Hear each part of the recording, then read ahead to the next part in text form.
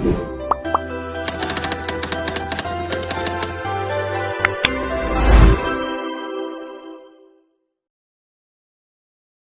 morning, everyone. Good morning, Ma'am Mikaela. For today's lesson, we will have purposive communication. So, purposive communication, it means the purpose of communication. Before we start, we can have an attendance first. Miss Arago. Present. Okay, Miss Aldomar. Present. Miss Barzaga. Present, ma'am. And Miss Galdones. Okay, Miss Imba. Present. Miss Lique. Miss Policarpio. And Miss Rabot. Present.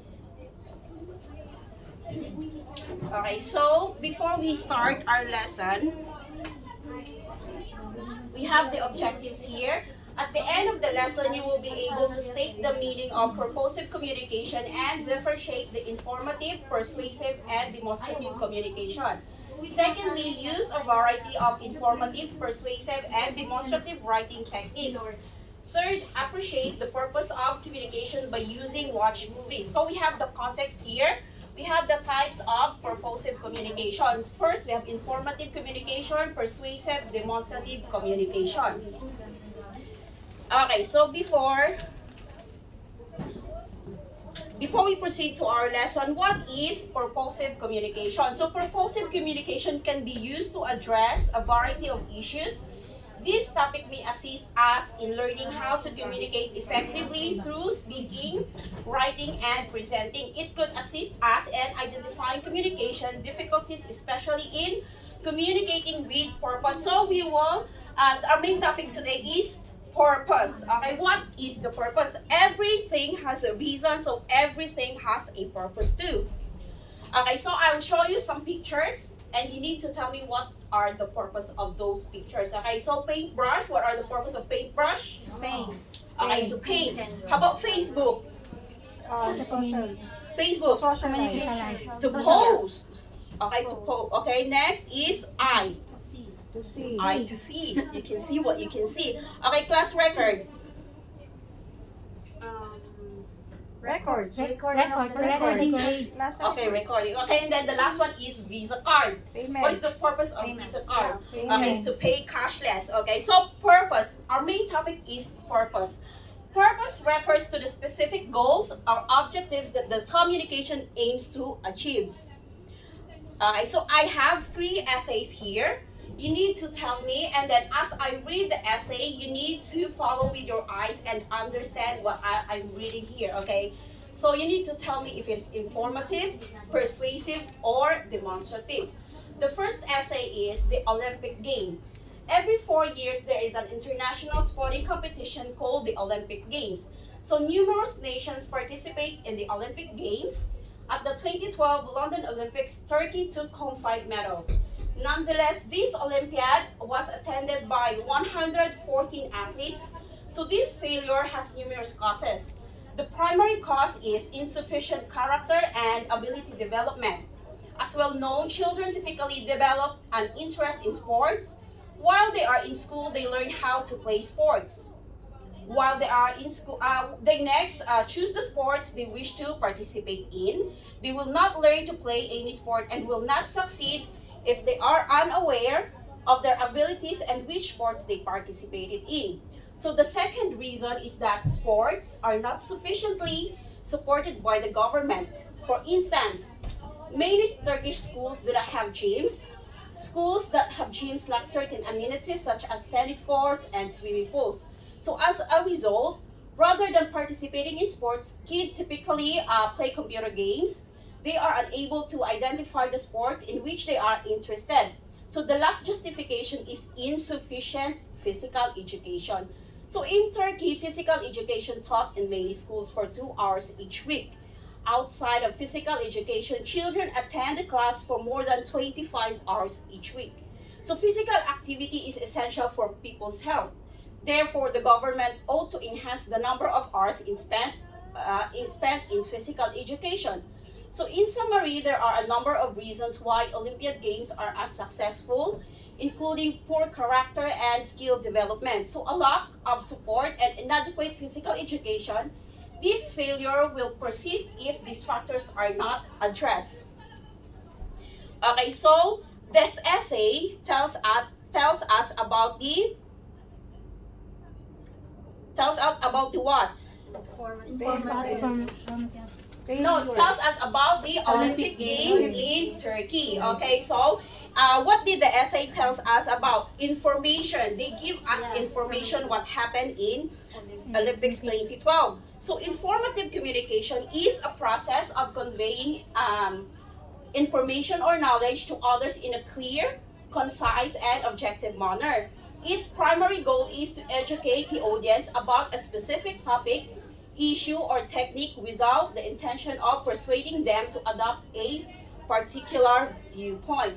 So in informative writing, you need to keep in mind that informative writing does not aim, okay, to influence people or express our own opinions.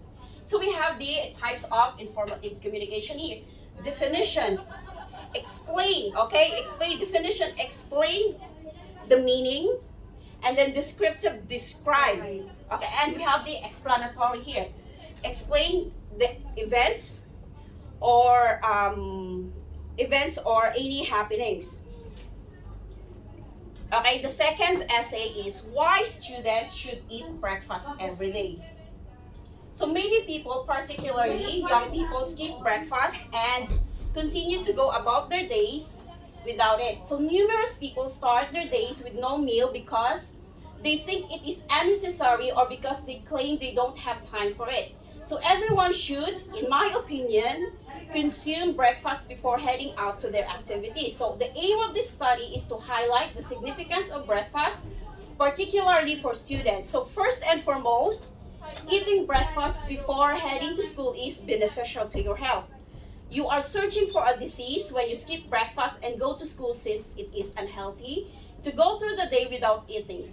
Okay, so it's crucial to eat and avoid leaving your stomach empty. If you skip breakfast, you will only develop gastritis and numerous other health issues. The fact that you need nourishment to perform well in your lesson is another justification for eating breakfast. So because you lack strength and energy, your body and brain will not be able to perform as well as they could. It will be really difficult for you to succeed when you try to study something while feeling hungry. So many individuals believe that they should avoid eating because they will feel exhausted. But this is untrue. Okay, so breakfast is not particularly substantial meal. In fact, skipping it will make you feel exhausted because you haven't eaten anything all night. So the final justification for eating breakfast each day is that it can help you prevent chronic illness. Okay, so you will become unwell if you don't eat.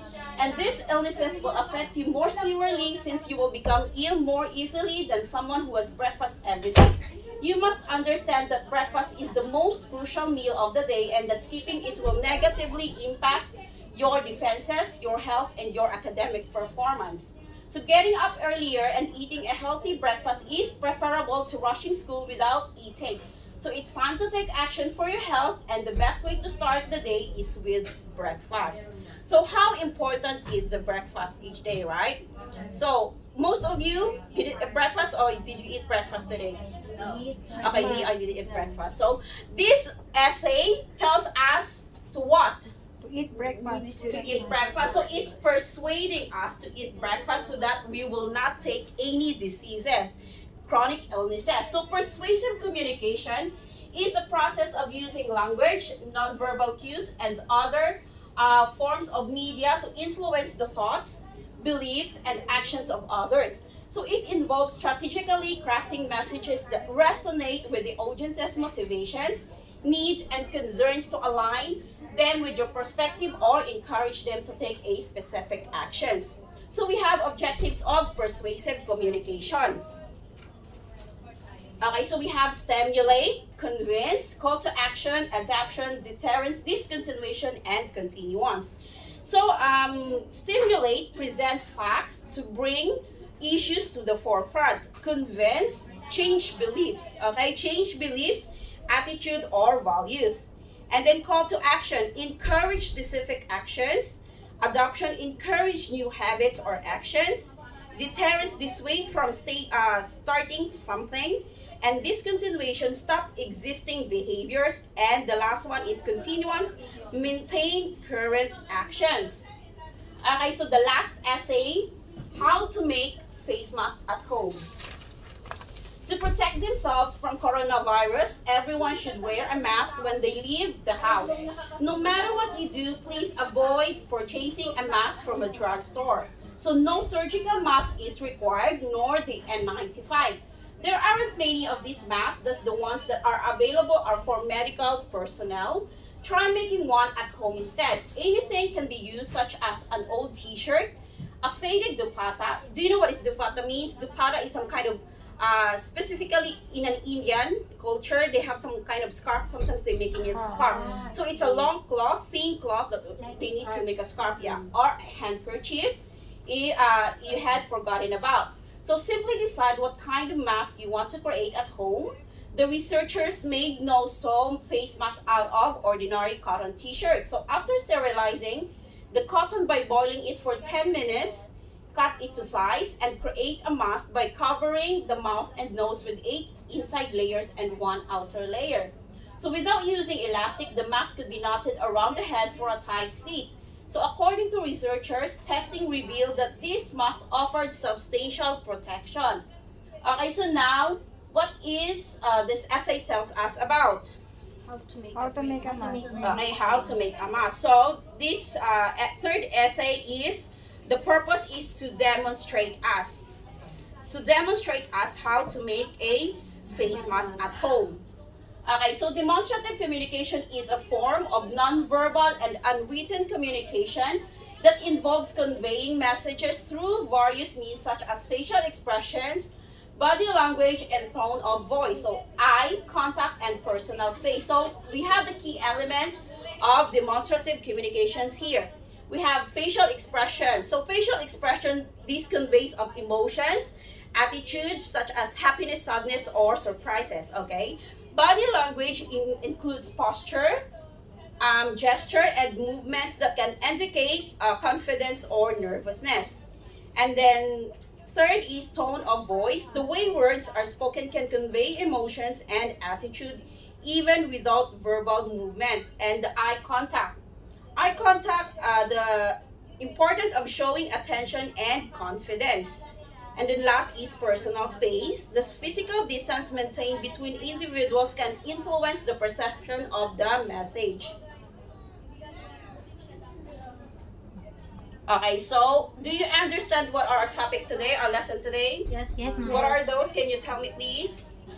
We have purposive communication. Purposive communication, and then we have the three different kinds of purposive communication. Informative communication is to inform the audience.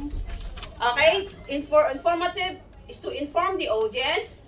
Persuasive communication to Persuade or convince the audience, right? And demonstrative is the step or process step by step by making something. Okay, so before we proceed to our short quiz, can you please take out pen and paper, please? I will dictate the quiz, and you need to listen carefully as I read it so that you can understand the directions, the instructions. Okay? Are you ready? Yes, ma'am. Okay, so number one, directions. Right eye if it is informative, P if it is persuasive, D if it is demonstrative. Clear? Yes, ma'am. Yeah, I if it is informative, P if it is persuasive, P. D if it is demonstrative. D. Okay, shall we start now? Yes, ma'am. Okay, number one. Nina is a businesswoman and she wants to convince her client to be her business partner. What type of purposive communication to use? Again, Nina is a businesswoman and she wants to convince her client to be her business partner. What type of purposive communication to be used? Done? Yes, ma'am. Okay, number 2. Chris is salesman that teaches me how to use this kettle. What type of purposive communication to use? Again, Chris is salesman that teaches me how to use this kettle. What type of purposive communication to use? Okay, done? Done. Okay, number 3. Mimi is a news writer and she wants to write about the weather. Mimi is a news writer and she wants to write about the weather. What type of purposive communication to use?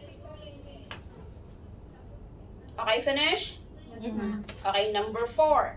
Loida is a comedian that works in a comedy bar.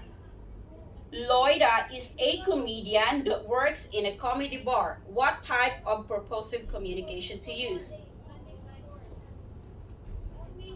Okay, finish? Yes. Okay, number 5, last one.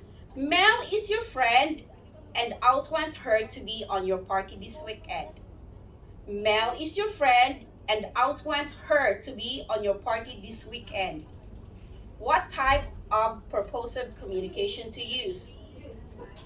Again, Mel is your friend and out went her to be on your party this weekend. Done. Okay, finish? Yes, ma'am. Okay, so if you finish, please pass your paper, please. Sa scratch. It's okay. I will check and then be ready for your assignment. Sa scratch, ma'am. Malaki ng papel. Wait lang. Ano date mo yun? 8.5. 6/4/25. Pero may ano ba? Ano kang ano ba?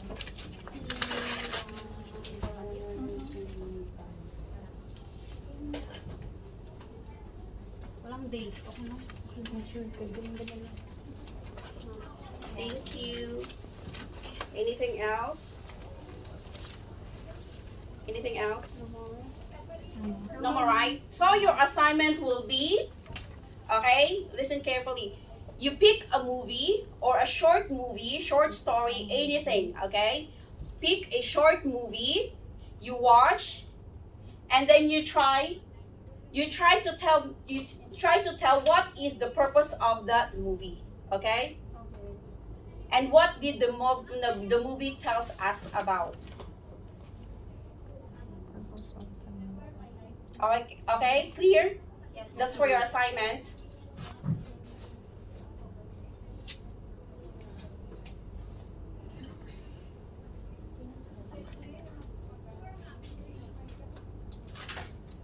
Alright. Okay, done? Okay, so that will be our lesson for today, and then thank you, and then God bless. Thank you. Ma'am. Congrats.